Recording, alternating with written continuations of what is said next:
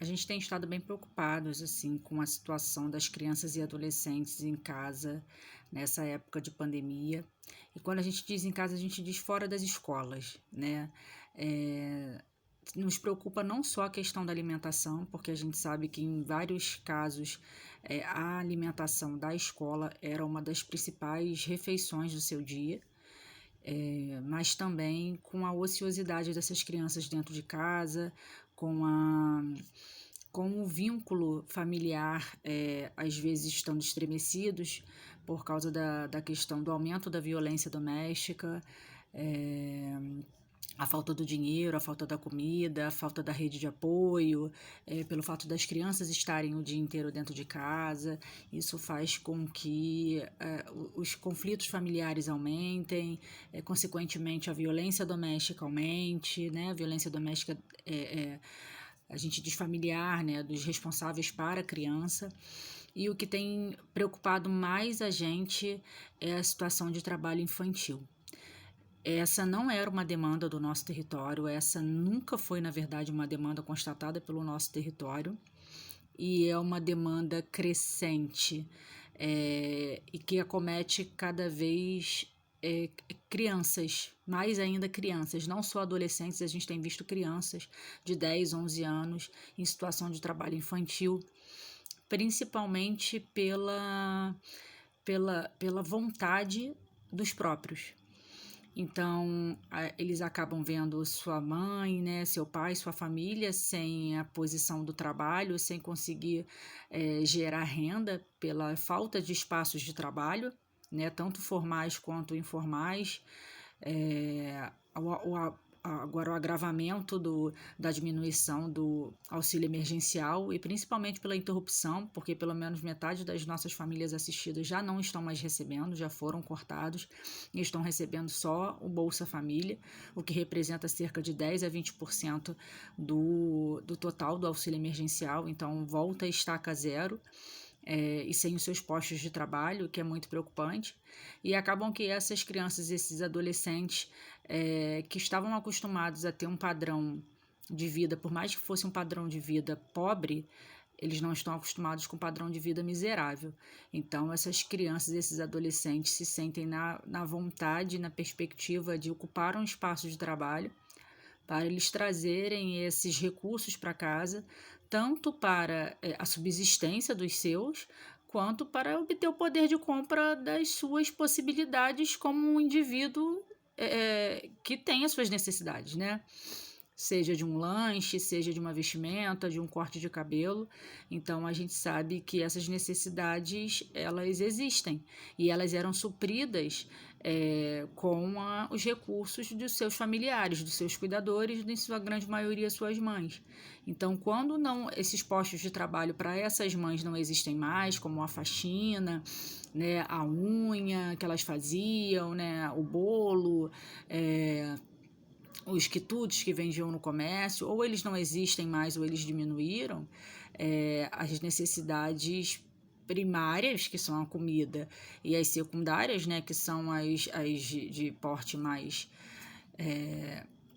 não tão de necessidade básica, mas o corte de cabelo, o lanche, a vestimenta, que eles já estavam acostumados a acessar, elas ficam mais latentes, até porque eles estão dentro de casa, né? Eles estão circulando pela comunidade. Então, eles querem estar com seu corte de cabelo em dia, eles também querem ter acesso e usufruir do que os outros também usufruem, né? Então acabam que eles por si só eles procuram esses espaços de trabalho vendendo chocolates no sinal, na porta de comércios. Isso tem aumentado consideravelmente no nosso território, muito nos preocupa, porque nos preocupa o fato deles terem acesso ao poder de compra por si só, não ter que pedir mais à sua mãe, né, ao seu pai, ou sua rede de apoio, quem fosse. Eles entenderem que eles podem ser produtores do seu autossustento. E aí acaba que, para que estudar? Eu já não tenho uma fonte de exemplo, uma referência na minha família de que estudar dá dinheiro. Eu já não tenho uma referência de que acessar a universidade seja uma coisa fácil. Então, eu não tenho por que estudar, eu estou conseguindo ganhar dinheiro dessa maneira. Então, preocupa a gente a continuidade desses postos de trabalho pós-pandemia. Então, a gente se vê depois de muito estudo, muita pesquisa, muito debate, a gente se vê na necessidade urgente de retornar aos nossos trabalhos dentro da ONG, com as crianças, com os adolescentes e com as mães, que acabam que estão com sua autoestima baixa, elas acabam que não têm resiliência econômica, emocional, né, e social, e estão caindo num ostracismo muito grande, porque elas eram acompanhadas pelas atividades na ONG, elas já estavam acostumadas com as suas atividades lá dentro, né, e acabam que elas precisam parar e ficam dentro de casa no ócio. Então, a gente sabe que esse ostracismo também está acontecendo. Elas têm verbalizado isso para a gente. Algumas demandas que já estavam sendo atenuadas ou até mesmo sanadas, elas estão retornando. Então, isso também preocupa a gente.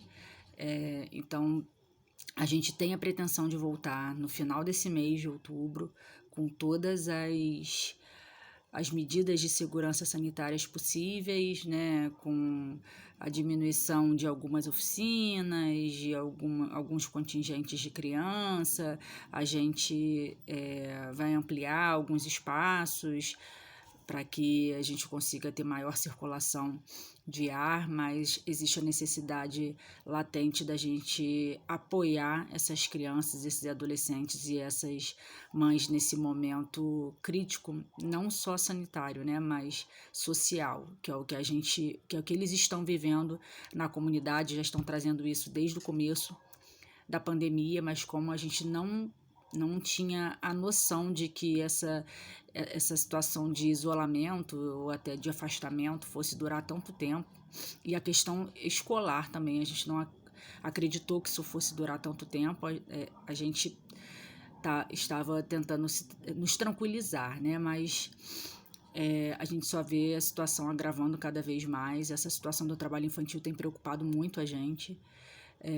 Vamos, inclusive, emitir uma nota para o Conselho Tutelar da nossa área, explicando o que está acontecendo, não para situação de fiscalização ou denúncia, para que essas crianças sejam, para que as famílias sejam notificadas, nada disso, mas para que essa demanda seja apontada também em assembleias, em reuniões, para o poder público tentar adequar alguma estratégia para que esses adolescentes estejam em espaços pedagógicos ou socioeducativos, para que a gente consiga orientar esses adolescentes da melhor maneira possível, ampliar vagas de jovem aprendiz, tentar atenuar essa demanda de alguma maneira, porque a gente sozinho não dá conta, a gente dá conta das famílias que a gente trabalha, né, que são cerca de 85 indivíduos, mas e o restante, que não é atendido pela ONG, como atenua essa demanda, que é uma demanda nova no nosso território. Então, existe essa preocupação, não só com eles, com as crianças, com essas mães, e a gente está disposto a voltar. Cerca de 70% das nossas atividades já estão confirmadas para o retorno. E é isso. Vamos ficar de olhos atentos, monitorando a evolução social dessas famílias, para que a gente consiga atenuar essas demandas que eles estão retornando para nós. Obrigada pelo acompanhamento de sempre, por estarem sempre conosco. Um beijo.